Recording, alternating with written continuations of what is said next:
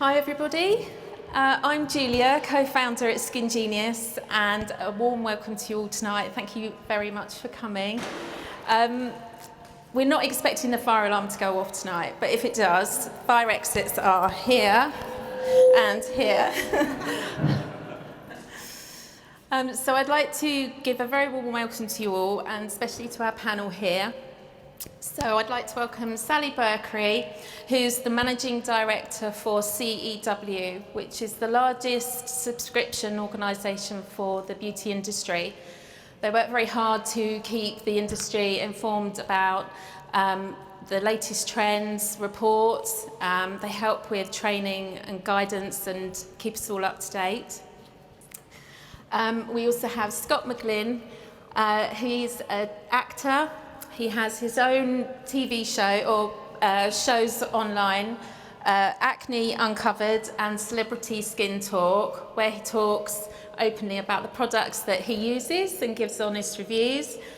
And Scott was bullied for acne when he was in his teens. Then we have Dr. Ellie Cannon, GP, health writer, broadcaster. You may recognise Ellie from the TV from this morning, and she also has a regular column in the Mail on Sunday. And we have Nicola Bonn, who is a beauty expert, radio presenter, and Nicola does regular lives and has her own podcast, Outspoken Beauty, where she talks about skincare products and makeup that she tries and gives an honest review also. Nicola suffers with anxiety. So a very warm welcome to you all. Thank you very much for tonight.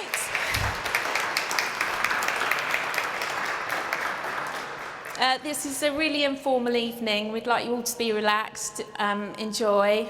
We're going to talk to the panel first, ask them a couple of questions, and then we'd really love for you to be involved. So as time goes on, if you can think of a question that you would like to ask the panel or you would like to share, then please do speak up, because you'll help many people. So, thank you.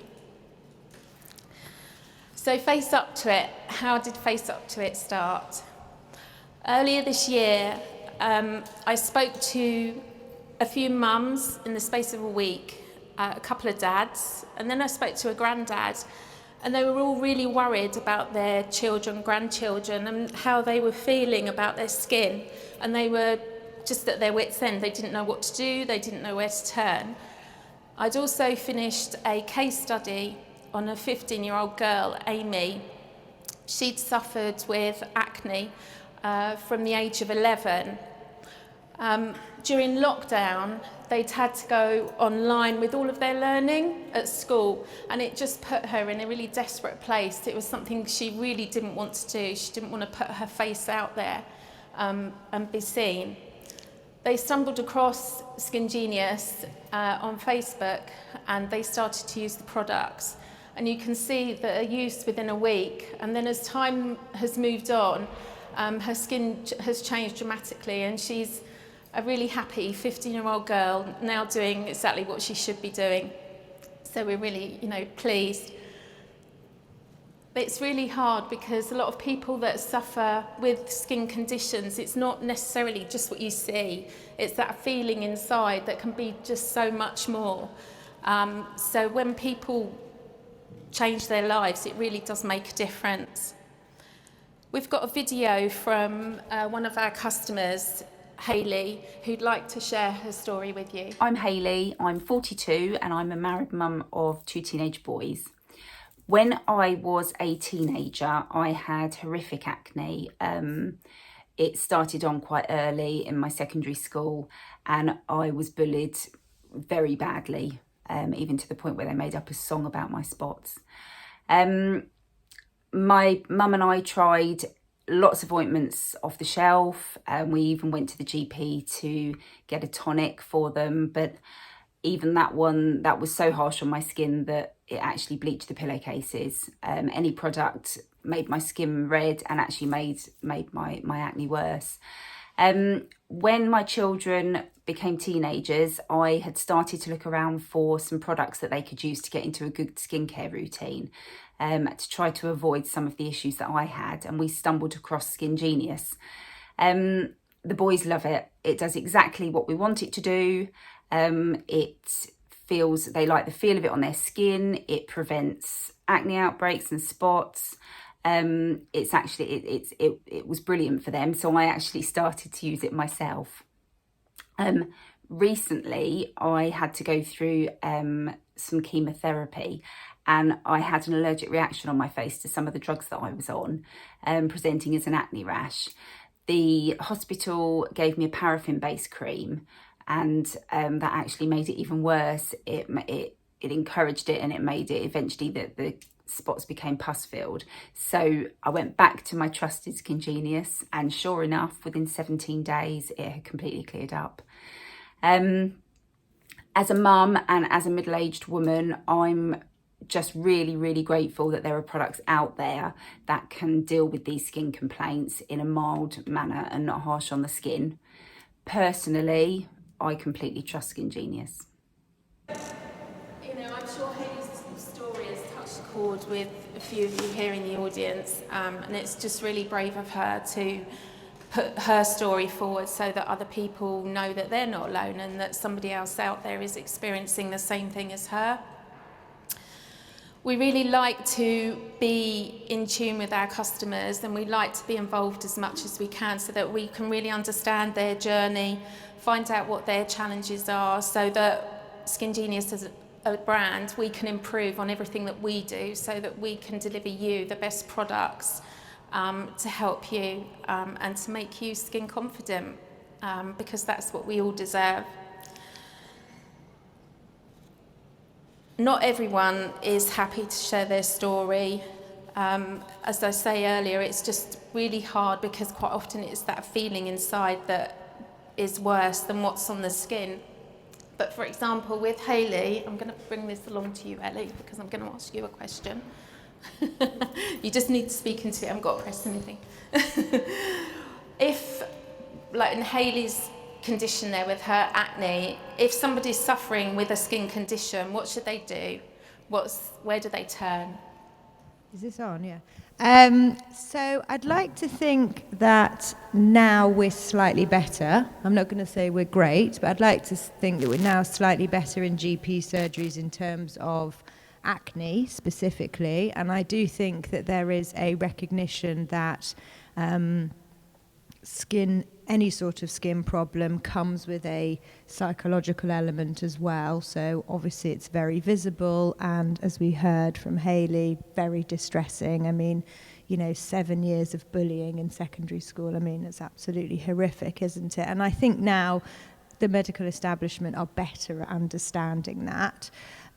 So there are quite a lot of treatments that GPs do offer for acne, starting with the mildest things like BP, benzoyl peroxide, various sort of forms of that, or retinoic creams, and then obviously onto the antibiotics. And then once you're needing more than an antibiotic, you would then be referred to a dermatologist for consideration of Roaccutane, which is probably something you've all heard of. I suppose but it's definitely not a perfect system. So in a 10-minute GP consultation, you're definitely not going to get any skincare advice. So there's still this myth that prevails that a skin with acne is greasy and oily and therefore you must dry it out, which actually, as you all know, is not the case. You actually also need to use skincare as well as whatever I'm going to give you, but nobody's going to tell you that in a GP consultation. And also the other thing I think is really difficult, as you'll all be aware, is if you're going to do all of this on the NHS, acne is not going to be a priority condition, of course. So if you on the line with your GP, you are, in all honesty, looking at least 1 year before you see a dermatologist. So that's the reality. And if you're talking about people who are being psychologically and physically scarred from bullying and from the way they look and feel, that is a very long time. It is. So what about recommending products? Does that come into... No. Yeah.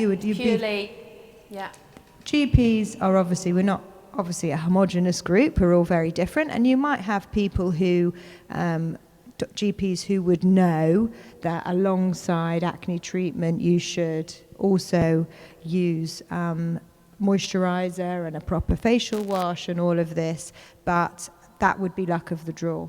Yeah. So where you just said about the skin conditions, and then it can also bring on other issues, mental health issues.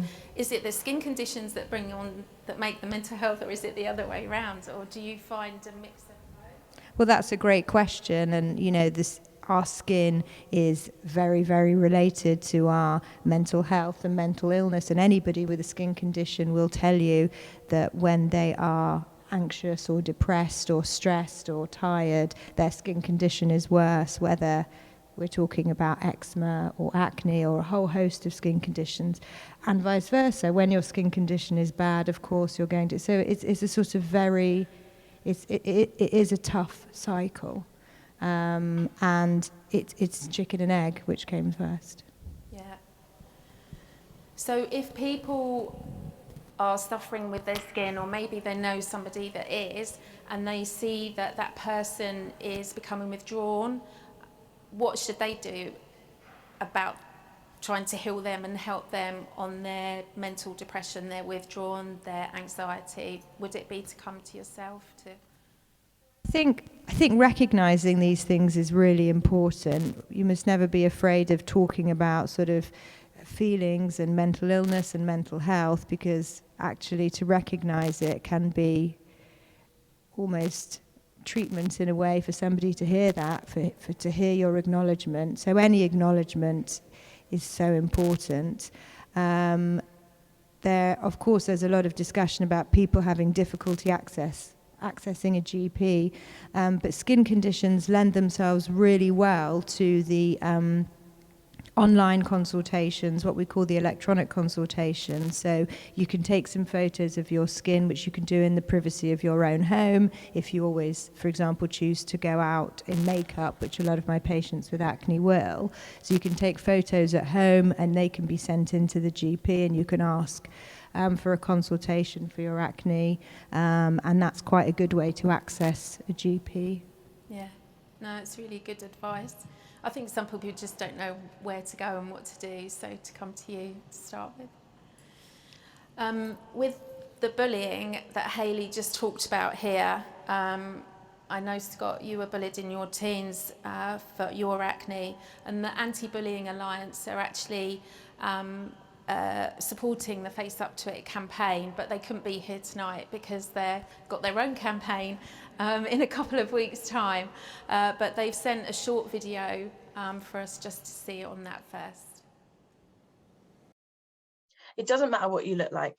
It's not your fault if you get bullied. We're all different in some way, and that's what makes us amazing. Whether you're a boy or a girl or young, big or small, bullying makes you feel rubbish, and it's okay to be upset about it. The important thing is that you tell somebody about it. If you feel you can talk to an adult you trust or a family member. If you don't want to do that, you could always talk to Childline on 0800 1111 or visit childline.org.uk. Write down what happened, when it happened, and who was involved. If the bullying is online, keep the evidence. Save a copy or any photos, videos, text, emails, and posts. But remember to be kind to yourself. Do things that make you feel good, relax, and try and help to make new friends. But remember, the most important thing you can do is to not keep it to yourself. Tell an adult you trust. Yeah, so I started in like a new secondary school, so I was kind of like isolated. It's like all the people I grew up with in my primary went to a different school. My mum put me in a completely new school, so I was like very new to this one, and pretty much like from the first week or two, my acne was starting to start, because that's like the time in our lives when our body changes, and then from there really it started to like just get really aggressive when people like start commenting on how I looked. And I think as a guy, I think it was just different because the girls could hide with makeup and things like that, but obviously guys couldn't. Yeah, so like that's how it kind of like started, and it was very hard. no one wants to go through people commenting on people's looks, right? And just like every day they get, in a breakout and stuff. And I'm one of these people, I don't squeeze spots either. Like I've always followed that through in my life. So now I'm not a squeezer. And then, they could be quite sore sometimes, but yeah. And how did you cope with that then on a daily basis with people bullying you? Do you know what? I think because that was one side of the bullying I went through, as well as my sexuality side as well. So I had I was kind of juggling the both. But it was very hard. Like, it was very depressing. I was like in my own kind of cocoon, so I would never talk to anybody, or I would make sure my head's to the floor, like walking through the corridors, going to each classes, and even get there early to just get a seat out the way at the front. Because obviously all the bad people sit at the back, don't they? So I'm like, I'm not sitting there. But just to kind of be more invisible, shall I say, to the people. I always try to be. Did you have the support of your parents? Did they know how to help support you? Yeah, my sister, she's 4 years older than I am. So when I started secondary school, she was literally in her last year. So we were like just fortunate, just apart. But she kind of helped me in a way to kind of, recommend the kind of things. But then I am talking, it was like the very late 90s, early 2000s, which was hardly anything on the market. And my mum just saw what she might have seen like on TV. I think maybe Clarissa might be the only one. And then like Witch Hazel was starting to come out maybe at that time, like, right? So it was like, but things that wouldn't really help me, if that makes sense. But she tried her best, I think, but yeah. So when you look back, what advice would you give to somebody maybe that's going through bullying, and how to cope with that, or what to do? Yeah, for me, like, I wish I could talk more about it openly. Like, I was so, like, the only way I thought I dealt with it was just to be, like, in my own head. And then that made, like, the depression come and then anxiety come, and I was suffering from all different kind of things in my head, and I didn't like that. I was in a bad space because I didn't talk about it. So eventually I opened up to my mum. I said, listen, Mum, these things ain't working. Like, what can we do? And then she eventually took me to the doctors, and then we kind of, for that acne thing, I needed to clear up. So, that's how it all come about. But that took years to come out. Because I think, it was one of those things, my mum, like, is very, like, glamorous. So she used to get, like, the celeb magazines and stuff. So, like, she, and I was, like, reading them after her. So I'm like, hey, and I thought, so I felt a bit, like, nervous asking her for advice, because that's how it was back then. You read a glamorous magazine and you just, that's how everyone is, but it's totally not true. And I think because I was obviously her youngest son, it was probably a little bit harder. I felt back then it was much more targeted and easier for girls. But I'm so happy now that it's more open to everybody, which obviously I try to deliver to people on my channels, So with Acne Uncovered, with your show Acne Uncovered, does that help you? Has that helped your process of being able to talk about it more now because you didn't then? Oh my gosh. Yeah, I started Acne Uncovered, and it's like an Instagram show, and I did a series. I had 4 girls on there. They didn't know each other. I found them from Instagram, and they used their profiles to speak positivity things about acne. Like, this is my life. Like, I'm not hiding. This is how it is. And I found them so inspiring. And I was like, I want you to talk to me more about this, and people go through it so differently, which obviously over those 4 episodes I found, it was like crazy. Like, oh my God, like every single person's like different. And it helped me, it woken me up more to do series 2, which is coming soon, which I'm getting some guys on as well, because I found some guys online talking all about acne positivity. And I'm like, I can't wait to get you on, because guys maybe not talk about it as much. It's still a work in process. I think, for the guys. No, it's really good. It's nice that everybody is more open now and talks about it, because you just know that you're not on your own, and that everybody's advice and experiences helps each other, because you can tap into that and take something from it. So. Yeah, you know, and even I've on social media have had loads of trolls. People hate me on social media. It's like, okay, but I got thick skin, so I'm fine. But then that's like the negative side, which a lot of people say about, but then everyone forgets about the positive things, and that is a huge positive thing online, which I'm really trying to get like more and more people involved in, you know, which hopefully I'm doing, yeah. That's really good, and that's very similar with. Do you mind passing it along? With yourself, Nicola, you know, everything that you do is customer facing or people facing, with the radio, with your podcasts, with your lives. So how does that affect you with your anxiety? How do you cope with that? I think that when I was on the radio, when I'm doing a podcast, you're kind of hidden away and you're in your comfort zone. But I think there are certain things, like doing an event like this, where anxiety can become a lot higher because you're just kind of in the situation and you feel trapped. And my history, actually, so I think I wanted to talk a bit about bullying for appearance. At school, I was always bullied for having a long nose, and I had quite a thick skin, and it was all very funny, and people would duck when I turned around. My best friend used to measure my nose, and it was like, I handled it fine, but I think this pressure on appearance that I think still exists today is so sad, and I just wish it would stop. I love the movement online where people are celebrating different body shapes and sizes, and there are people going on with their full acne just saying, this is me, I don't care. It's so strengthening, and I've got kids and I want them to be, when they go onto social media, I want them to find that part of social media and not the part that sells perfection, because there is no such thing.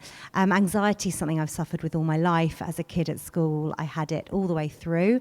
But in January, it got really bad, probably the worst ever, and I found it very hard to even leave the house. And the thought then, and I was doing events like this the whole time, it was my job, I was a presenter, but in January the thought of even being able to be doing an event like this was impossible, and the fact that I'm here tonight is, for me, I'm very proud of myself. But anxiety can be disabling.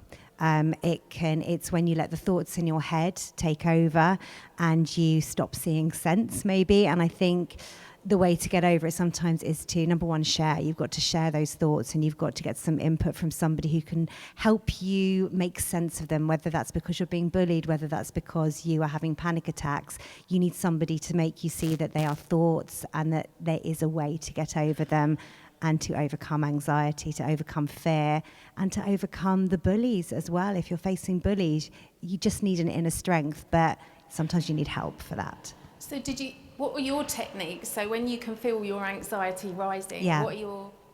I mean, there are some things you can do, like breathing. So there's square breathing, where you breathe out for 4, hold, in for 4, hold. Freezing cold water if you're really having a big anxiety attack, just run to the shower, or if run to the bathroom, put cold water on your face. I'm very hot now.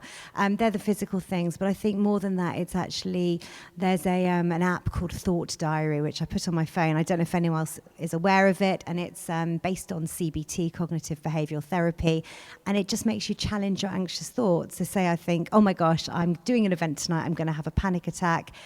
You just challenge yourself, and that's amazing, because actually you go from needing an external person to give you that strength to knowing you can do it yourself, because at the end of the day you've only got you, and it's in you to overcome it. Everybody's got the strength in them to overcome these things. Do you do the breathing with your children already, well, so that it helps you?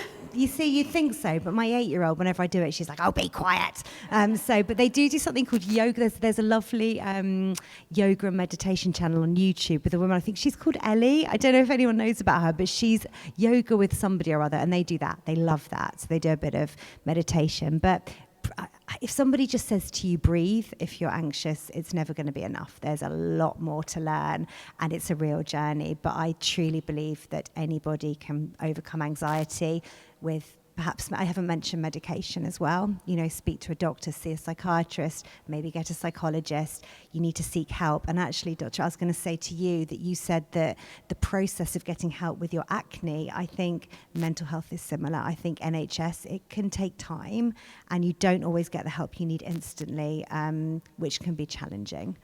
But, you know, it's, yeah.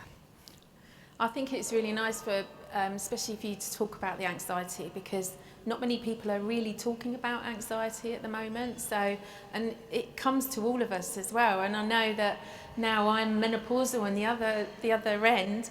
Quite often I can feel quite anxious about things that I'd never have felt anxious about before. Yeah. And you kind of feel like, well, this isn't me, it shouldn't be happening, you know, it's not right. It's also interesting how our anxiety can come at different times in our lives, and with the menopause, what I've learned is that it really could be your hormonal imbalance that's causing your anxiety, and things like HRT can be miraculous for some women, and you find that the anxiety just disappears, and for some other people maybe not. But yeah, it's really hard. Yeah. Thank you. It's fine. Thank you. Along. Thanks, Nicola. It's your turn. Yeah. I'm not very good with the mic, but I'll try to behave. You've got years of experience in magazines, including British Vogue, Glamour. Now you're managing director at COW. Yeah.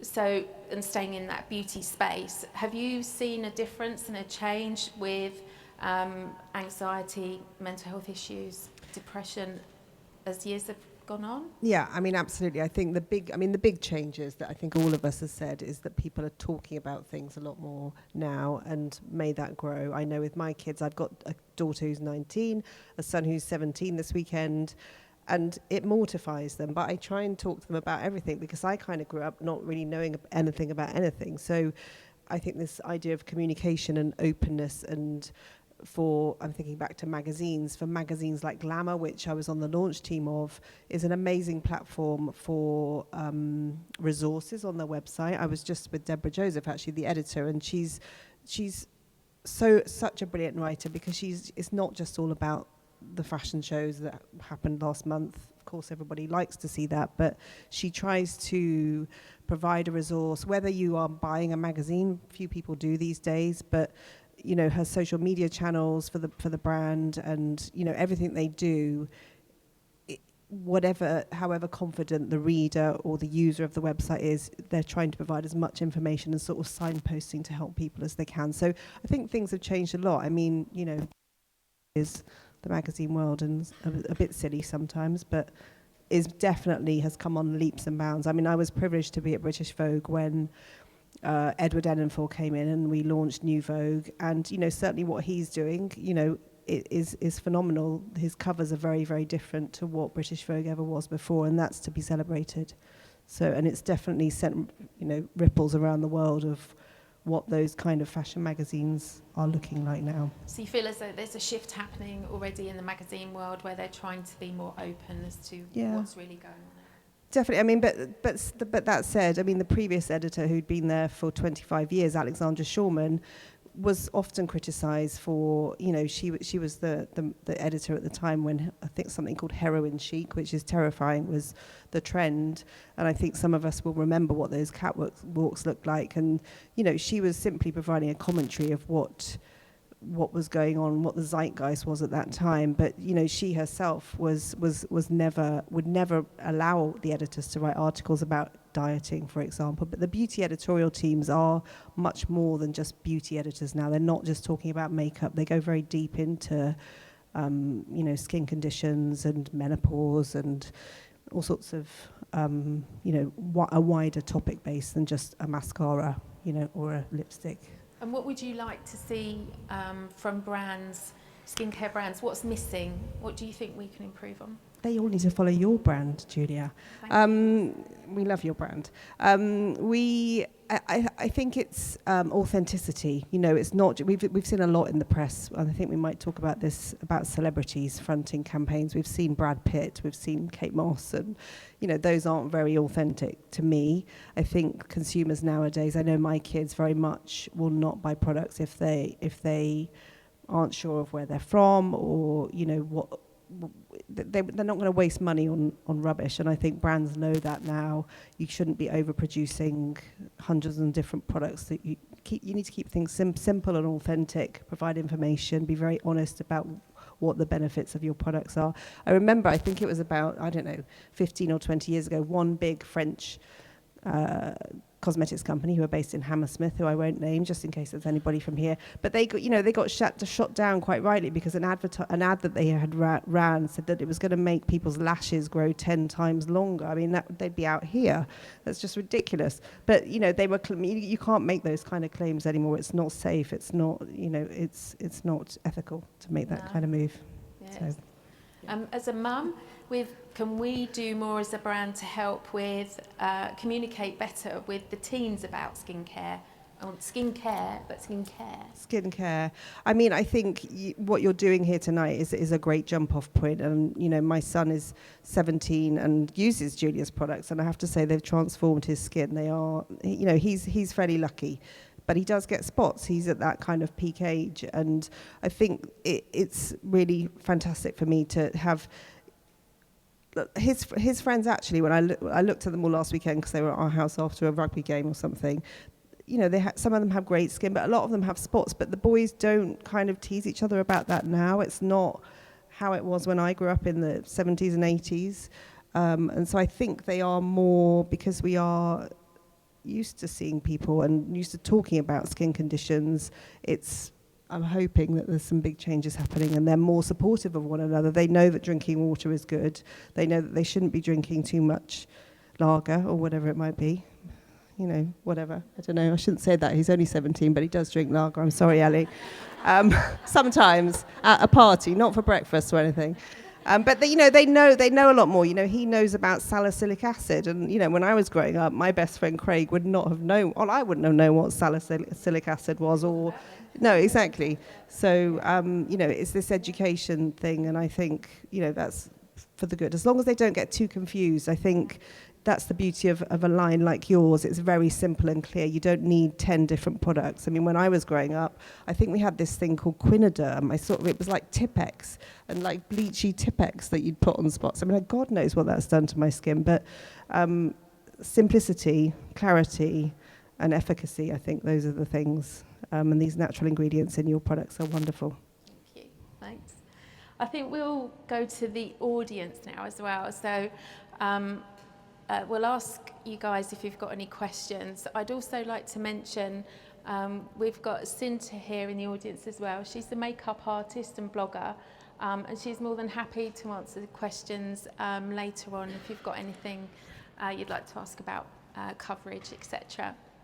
So who would like to ask our wonderful panel here a question? Holly, if I give you the microphone, is that okay?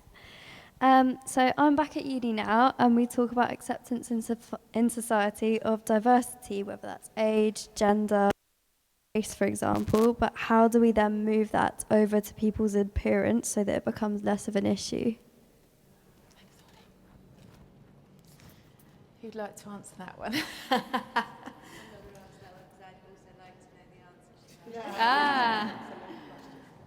Anybody? Yeah. The only thing I just think it just needs to be reflect those ideas that we just need to embrace them everywhere. We need to see them on social media. We need to see brands embracing them. What we see is what we do, and I really feel that if we see things on posters, in the cinema, with brands, then we will realise they're normal, and then we'll feel comfortable in our own skin. So that messaging needs to be passed everywhere. Were you going to add something? Yeah, I mean, it's representation, isn't it? And I think I am still shocked as a sort of white, straight, cis woman in this country, the lack of representation that goes on. So I read an article, I think it was this week or last week, that for the first time, black women in the UK are able to get black and appropriate skin-coloured prosthesis when they've had treatment for breast cancer. And I thought I'd clicked on a page from 30 years ago, and I'd clicked on the BBC News website 2 or 3 days ago. This is the first time in the horrified. I mean, our representation is still really quite poor, and these sorts of things have to change all the time. Only in the last 2 or 3 years have medical students learnt what skin rashes look like. We're talking about skin, what skin rashes look like on skin other than white skin. So it's all about representation, having a whole mix of people on TV and magazines, on the radio, everywhere, because we're not quite there yet. It's a great question. I was going to add as well, one of the most annoying things, and I think we covered this, Jerry, in a podcast, is when a brand just says, oh, I'm going to be really clever today and I'm going to put maybe someone transgender, maybe someone in a wheelchair in my campaign. And then obviously that's the only time they ever do it.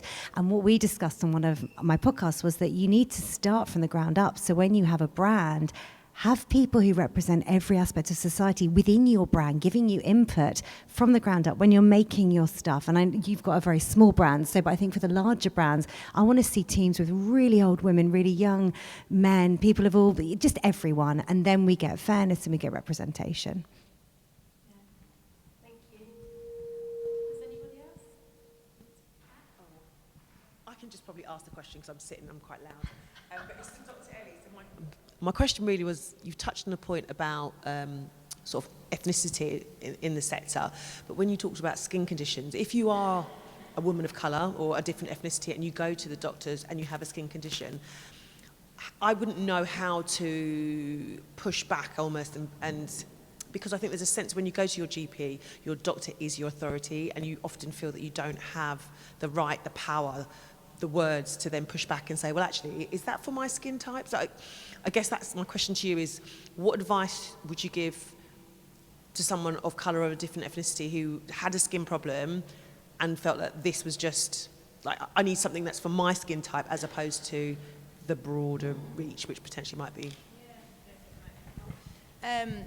Yeah, no, it's a great question, because we know actually that women of colour particularly do not get parity in healthcare in the UK. I would say push back.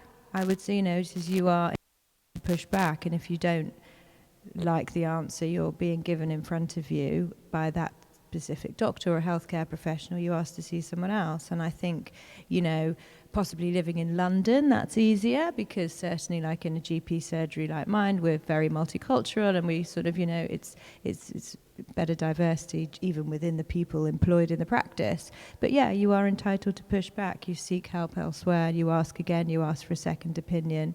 Seeking a second opinion from a doctor tends to make a doctor sit up and listen more.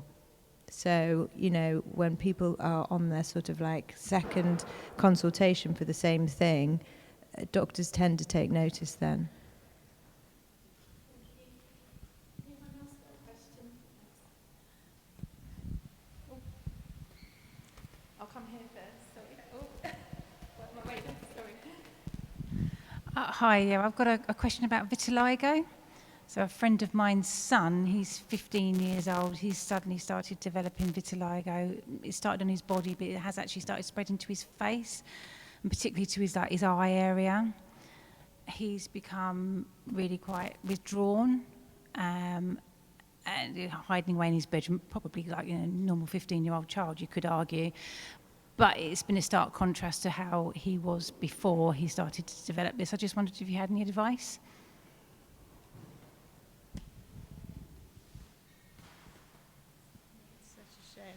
So hard, isn't it? Has he actually had a diagnosis of vitiligo from a specialist? Yeah.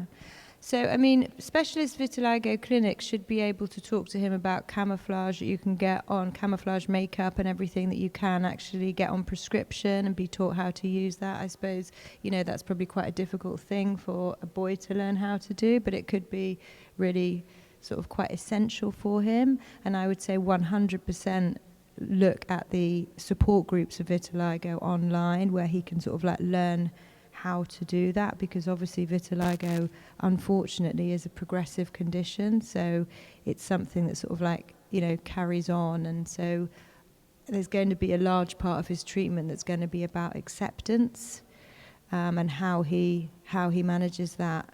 I don't know in terms of if you guys know about specific products. I know that we we prescribe products, camouflage makeup, according to skin tone for vitiligo. So, well, not really. It's what's called an autoimmune condition. So it's one of those conditions where you have antibodies that attack your own body, so like a lot of other conditions. And so sometimes they might use what we call an immunosuppressant, so like a steroid, but in a teenager who's growing, they might be very nervous of doing that for other reasons, and sort of so it's probably quite complex. I was just going to say, on the other hand, there's a really big movement online of people with vitiligo who have accepted it, and I know it's very easy to say, oh, go online and embrace it, but maybe that could become something that he could look into, and maybe he could become somebody who could eventually find it in himself to be that voice and to speak out and say, I've got it and I'm proud. There are models now who have it. There are Barbies with vitiligo. There's a woman, I interviewed a woman who was ashamed and suddenly came out about it. So maybe he needs to encounter those people too. Yeah.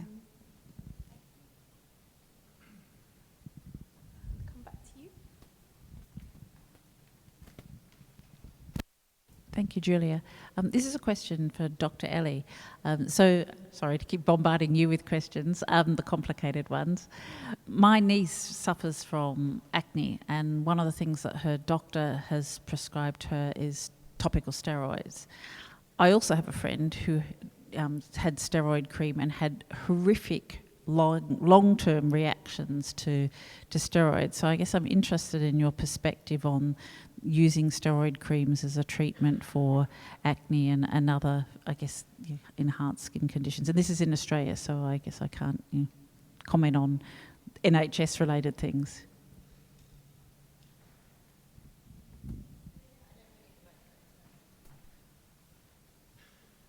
So steroids are not treatment for acne, ever. So you could Google now, NICE guidelines for acne, British Association of Dermatology. We do not prescribe steroids for acne in the UK, so I have no experience of acne and steroids at all. We use steroids a lot in skin problems, of course. People will be aware, eczema, psoriasis, a whole host of different things, but I've never come across steroids for acne ever. And in fact, it doesn't really make any sense because there's thought to be some sort of colonization or infection type process going on, or at least some sort of bacteria going on with acne possibly, so you wouldn't have a steroid there. So sorry, that's not anything I've come across. And yeah, it seems, yeah, I haven't ever, I don't know if you guys, have you ever come across that in your, no. Sorry.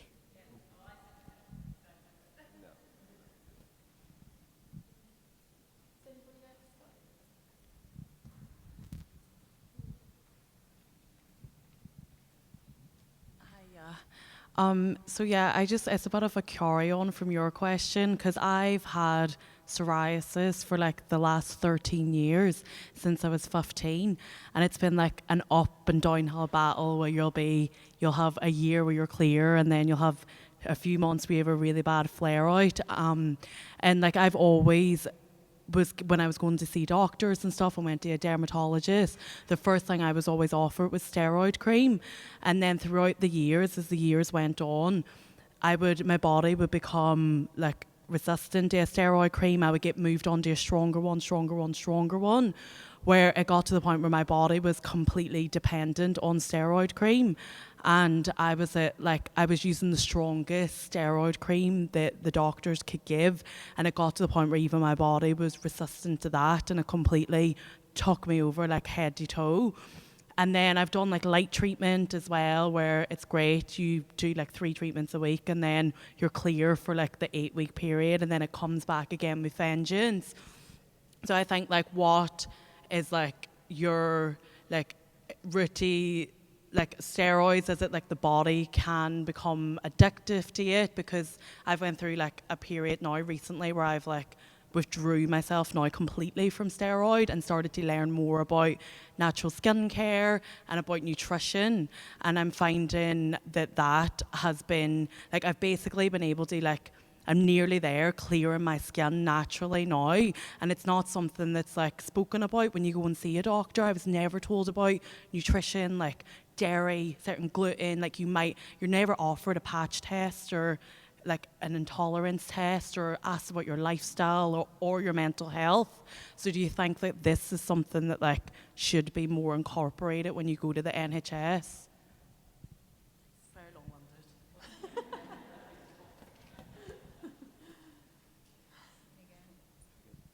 I've got another one for a minute. I'm going to ask. This is like clinic. All right. Then you could all tell everybody you saw a GP face to face. You could all write to the Daily Mail and tell them you saw a GP face to face. No, you're absolutely right. You're absolutely right. So psoriasis 100% should never be looked after by a GP.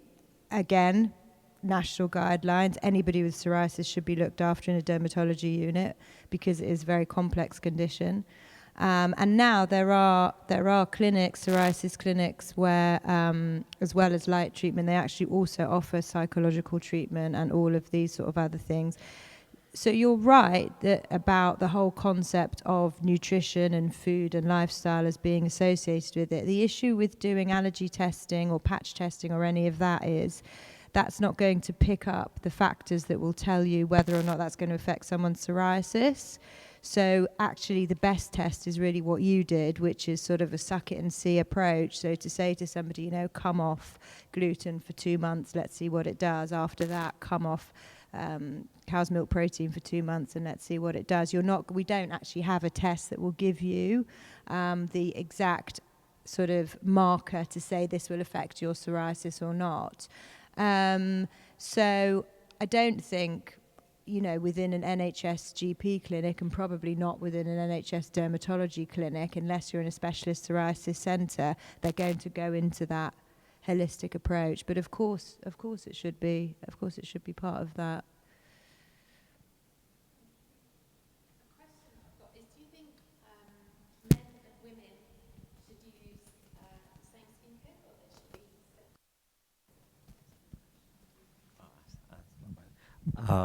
Yeah, absolutely. I think it's like unisex, and I think now it's definitely we see that. I think in skincare, I think a lot of men is on advertisements as well as women these days. Growing up, though, it was obviously more drawn to the women's section. Even now, to my day, I still question in my mind, why is the skincare aisle still in the makeup aisle? Like in Superdrug, I still don't get that, because I wasn't confident enough to go in that aisle because it had makeup in there, right? And it sounds so silly, but it's so true, And like, just obviously we can get it offline now, I know that, but still, like, I still like to go in and test and ask questions about products I want to try and use and see if it's right for me. And if I was like 15, 16, now. And they might not think that I don't want to go in that aisle because like it's full of makeup. And every Superdrug store I go to, it's like the men start right at the beginning. It's like the shavers and like, Gillette stuff. It's like, and then it's like, that's it. And I was like, okay. And then it's like, but I'm very open to just go right in there. But I really hope it changes though, I think. I think so. Absolutely. Yeah, I think more in the drugstores, because I think if I go into John Lewis or, and it's very open, it's not like, so it's all over, and everyone wants you in, right? Like going there, I'm like, yeah, come here. And you feel more welcome, I think, in a store like that because you've got a whole floor, just open stores. But when you go into like Boots or Superdrug or something like that, it's very aisled. And even in supermarkets, if you have skincare as well, Yeah, I do feel the same. I mean, was just sitting here. Eleanor, help me out. The name of the makeup brand that is on Carnaby Street, the men's makeup brand. War paint, exactly. So, like, war paint's amazing. I was at a presentation, and it's Danny Gray, I think, is the founder of War Paint, and he was saying that they have this store in Carnaby Street, which is predominantly, you know, you kind of think of Benefit Cosmetics and everything else, and he's got this amazing store that launched last year, and he said that his customers range from everything from sort of 16 to 17-year-old men, right up to men in their 50s, 60s who are shopping, which I think that's fantastic. I mean, I always kind of think in the morning, if you've been, you know, tomorrow, I've had a very busy day tomorrow. I know when I'm going to look in the mirror tomorrow, I think, oh my God. And I just think, well, I've got makeup, I can use my lovely skincare products. My husband is not used to, and I just always kind of say to him, have some of my concealer. But at the moment, he sort of rejects that. But I do know, actually, several of my male friends now are open to using tinted moisturizer and all that kind of stuff. So I think it's turning slightly, but it's hard when you think in terms of skincare. Those heritage brands like a Lancome or Chanel or whatever, or Clarins, that have been around for many years, and they've already gone down the route of doing a men's range and a female range. It's hard for them to come back from that without it being a huge, I don't know, they would be probably resistant to that. But there are some brilliant unisex skincare brands, and I think that will continue. I mean, it makes sense. It's a massive waste of resource and packaging to be designing something to be simplistic blue or pink. I mean, it's ridiculous. So, yeah, anyway. Do any of you on the panel here have any questions or anything else you'd like to add to any of the questions tonight?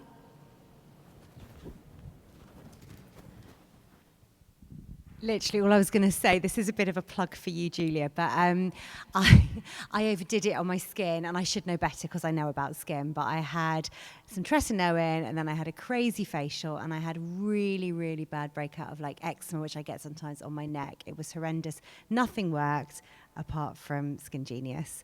I think you've created the most wonderful brand. You've put love into it. The ingredients are amazing. You're authentic.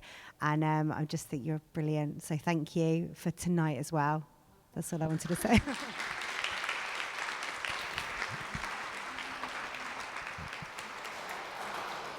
And Face Up to It it really comes from the heart of exactly why we do what we do, because we really do care about you. And we all deserve to feel good about ourselves, and that's exactly why we created Skin Genius, because it's specific for a skin condition, and we can help make a difference, and we can help change lives, and that's what our customers tell us. So we're going to continue doing what we're doing. We want to stay in touch with you, so at any time, if you've got any questions, please do reach out to us and stay in touch. Our 5-year plan at Skin Genius is to keep Face Up to It going every year. We want to make it bigger and better. We want to add to it. We want to just have as much information, collaboration with people that can give advice that we can't. We can only do so much, but you know, there are people out there that can help you as well. So we've got a dedicated page on our website for Face Up to It, and that's going to be forever changing as well, so that we can add all of these resources there for you to go and see and to access. So I've got a really simple ask of everybody here today. I'd like you to go away and talk about Face Up to It. Talk to your friends, your family, your teachers, the postman, the lady at Tesco's checkout, whoever, because somebody will be really glad that you did, because you don't know what's going on inside. I'd like to say a massive thank you to you guys for talking tonight and giving us all of your insights, advice, and just sharing your stories as well, because you'll touch somebody here tonight. But I'm not going to let you go without a closing comment. So, Sally, what would your positive advice be on how to face up to it? For me,